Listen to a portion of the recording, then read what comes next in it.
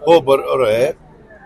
8 लाखापर्यंत ज्या आईवडिलांचं उत्पन्न आहे, आपल्या महाराष्ट्रामध्ये मुलींना नेहमीच प्राधान्य देण्याचा प्रयत्न केलाय. कारण पुरोगामी विचाराचा हा महाराष्ट्र आहे. शाहू फुले आंबेडकरांच्या विचारांनी चालणारा हा महाराष्ट्र आहे.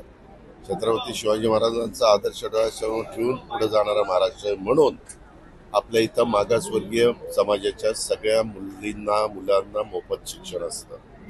आदिवासी समाजाच्या सगळ्या मुलांना मुलींना मोफत शिक्षण असतं.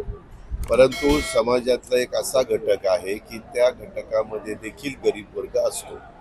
पण त्या मुलींना त्यांच्या आई वडिलांचं आर्थिक उत्पन्न हे कमी असल्यामुळं त्या मुलींना जिकडं जायचंय तिकडं जाता येत नाही. समजा मेडिकल किंवा कुठल्याही शिक्षणाच्या बद्दल. आता आम्ही निर्णय घेतला की ह्याला काही हजार कोटी रुपये लागणार आहे.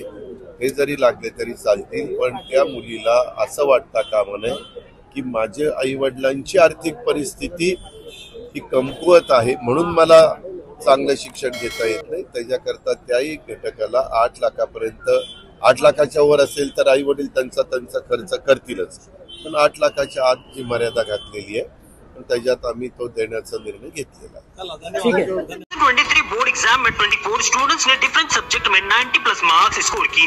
यहाँ डिजिटल बोर्ड पर टीचिंग होती है। बोर्ड एग्जाम एक्सपीरियंस रखने वाले टीचर्स भी हैं। तो बेस्ट स्कोर के लिए आज ही प्रोग्रेसिव एकेडमी ज्वाइन करें। एड्रेस है Saraswat bank building, Mufti showroom के ऊपर, Thana road. Express news Hindi पर वीडियो देखने के लिए करें लाइक, शेयर और सब्सक्राइब। बेल आइकन दबाना ना भूलें।